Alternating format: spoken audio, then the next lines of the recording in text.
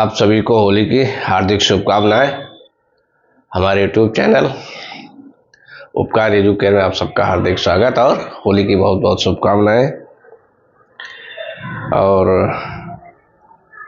2-3 दिन की छुट्टी है, रंग गुलाल गुजिया से सब चलता ही रहेगा, लेकिन ये काम भी चलता रहना चाहिए। कम से कम एक वीडियो पर डे जाना ही चाहिए, कुछ ना कुछ कंटेंट आगे बढ़ता ही रहना चाहिए। पूर्व राष्ट्रपति APJ अब्दुल कलाम का कोट है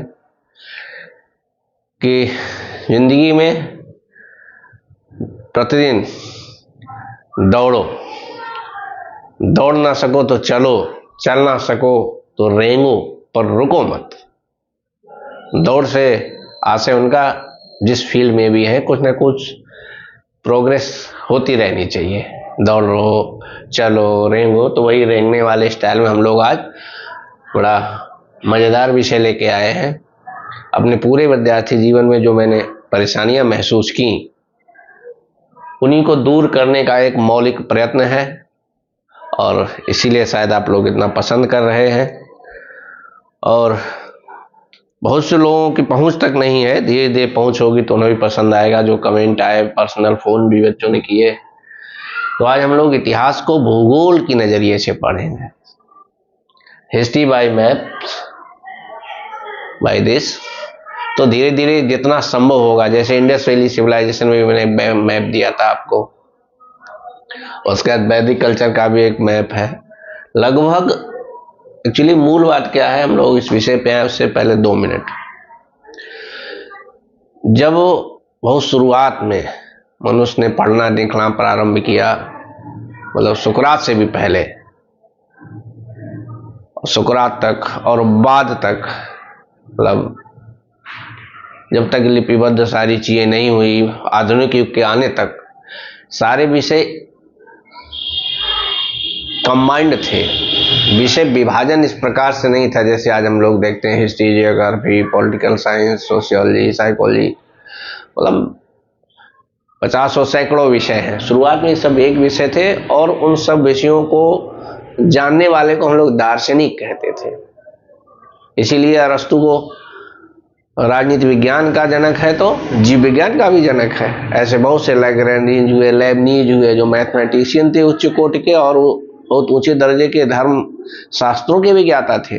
बाइबल आदि कंठस्थ होती थी, इस टाइप की दृष्टांत हमें मिलते रहते हैं। तो सच में सारे विषय इंटररिलेटेड है। और आज जब हम UPSC जैसी बहुत एडवांस एग्जामिनेशन में अच्छे नंबर की बात होती है, तो ये बात कही जाती है कि जितना आप इंटरडिसिप्लिनरी लिखेंगे उतना ही नंबर अच्छा आता है। इस इंटरडिसिप्लिनरी का मतलब है एक विषय में दूसरे विषय को घुसेड़ देना। सारे विषय एक जैसे हैं। इतिहास लिख रहे हैं तो इतिहास ही के नजरिए से नहीं, उसमें भूगोल भी हो, भूगोल में थोड़ा हिस्ट्री भी हो, साइंस में इतिहास, इतिहास में साइंस। जितना डायमेंशन आप फैला लेंगे उतना ही अच्छा नंबर मिलता है।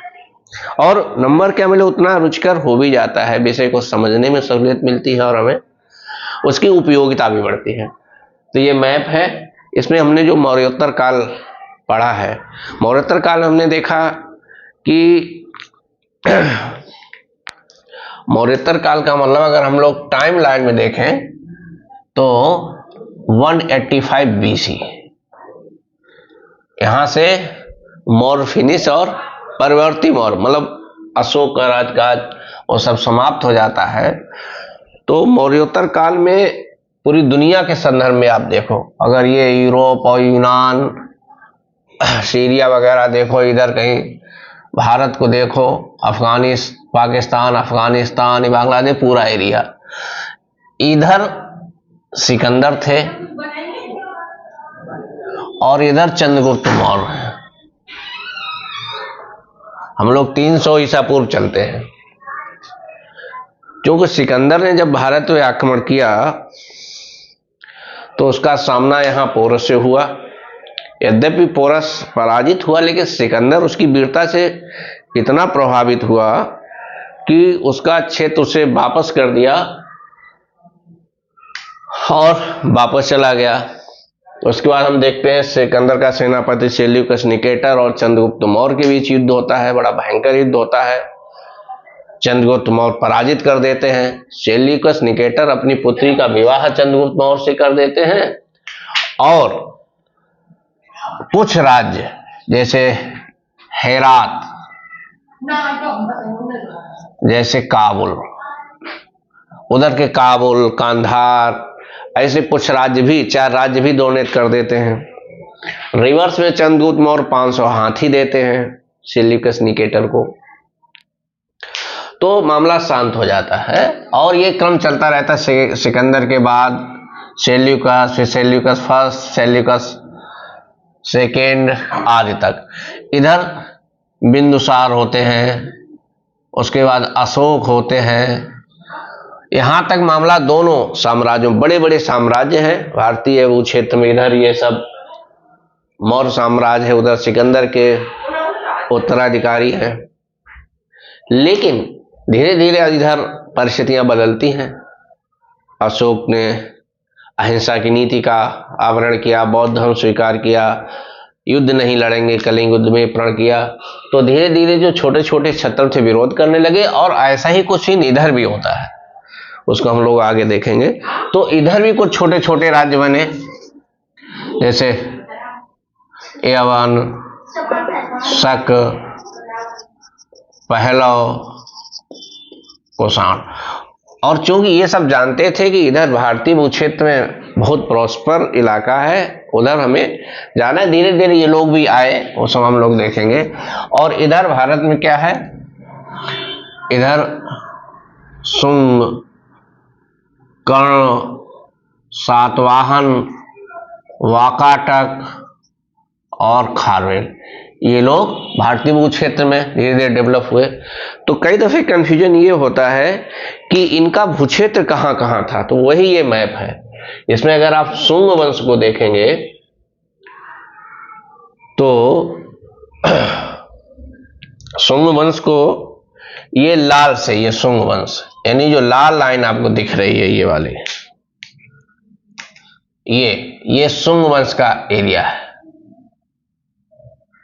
ये जो रेड लाइन में खींच रहा हूं ये शुंग वंश के एरिया। और कैपिटल इससे पहले मगध थी, लेकिन शुंग वंश ने, पुष्यमित्र शुंग मौर्य वंश के अंतिम शासक बृहदत्त का सेनापति था, हम लोगों को पता है। उस समय राजधानी मगध थी, वहां से ले आया विदिशा, मध्य प्रदेश ये।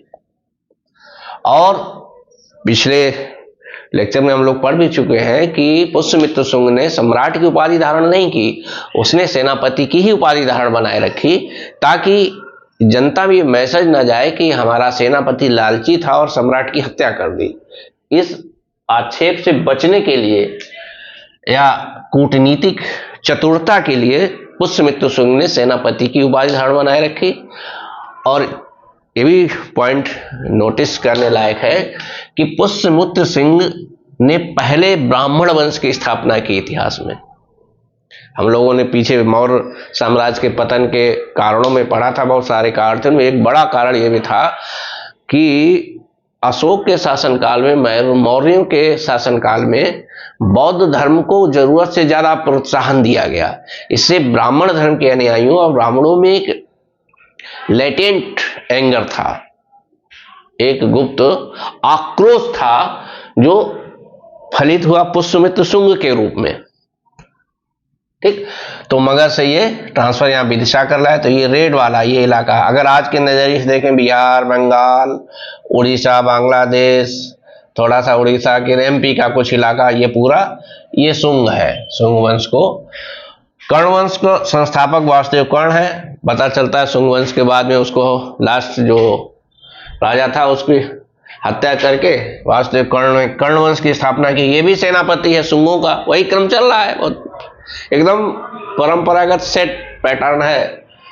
शुंग वंश का सेनापति वासुदेव कर्ण होता है और इसने शुंग वंश के क्षेत्र में कब्जा कर लिया और मगध को ही राजधानी बनाए रखा इसने। लेकिन इसका एरिया ये देखते हैं हला वाला है, ये थोड़ा सा छोटा हो गया है। ये शुंग से कमोवेश इलाका वही है, राजधानी वही है, लेकिन इलाका थोड़ा सा छोटा हो गया। देखिए ये सब मैं आपको इसलिए पढ़ा रहा हूं, दो बातें। पहला तो कि आपको इंटरेस्ट रहे, ठीक। मेंस वगैरह में जब लिखेंगे तो बहुत बढ़िया नंबर मिलेगा। सपोज करो इन्हीं में से सवाल आता है कि पुष्यमित्र शुंग ने मौर्य वंश का अंत कर दिया, उन परिस्थितियों का विवेचन कीजिए जिन परिस्थितियों में उसने ऐसा किया।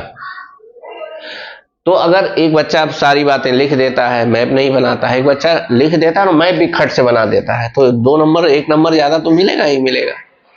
और एक नंबर करके ही 20 सवाल होते हैं, एक पेपर में 20 सवाल, 4 पेपर में 80 सवाल हुए, 80 नंबर आगे पीछे हो सकते हैं।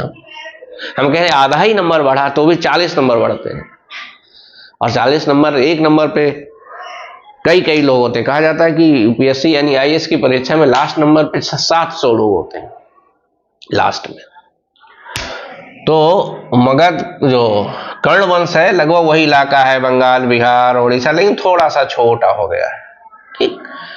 हाँ, सवाल क्या आता है, यूपीएससी में भी सवाल आया है, यूपीपीसीएस में भी सवाल आ रहा है, ऐसे लिखे होंगे वंश, शुंग, कर्ण, सातवाहन, वाकाटक, और लिखेंगे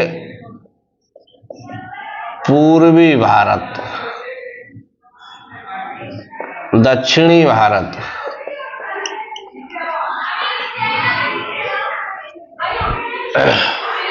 मध्य भारत, इस टाइप से। तो आपको ये मिलाने होते हैं,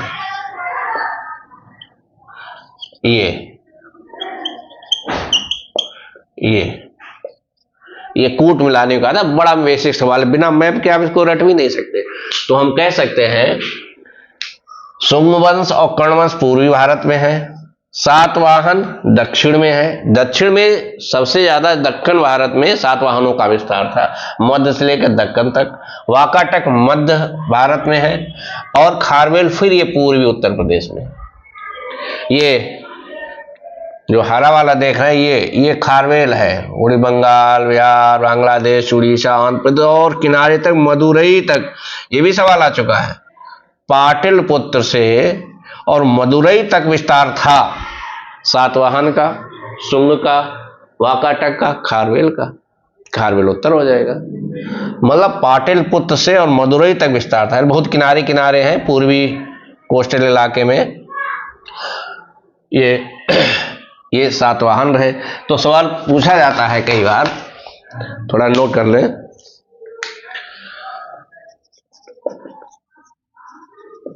पूर्वी भारत में कौन कौन है? शुंग, कर्ण, ये लोग पूर्वी भारत में। मध्य में वाकाटक और दक्कन में सातवाहन। बढ़िया सा सवाल है और कभी रटना नहीं, जीएस रटे नहीं समझे, ये टैग लाइन है। और लगातार आप जुड़े रहेंगे तो अपने आप ये साबित होगा, बहुत रटने का विषय नहीं होता है, समझने का होता है। ऐसे ही हम लोग बहुत मोटा मोटा यवन शक पहला कुषाण को वही मैप के द्वारा पढ़ेंगे। तो अगले history by map bye SP Singh बने रहिए हमारे साथ। तब तक के लिए बहुत बहुत धन्यवाद।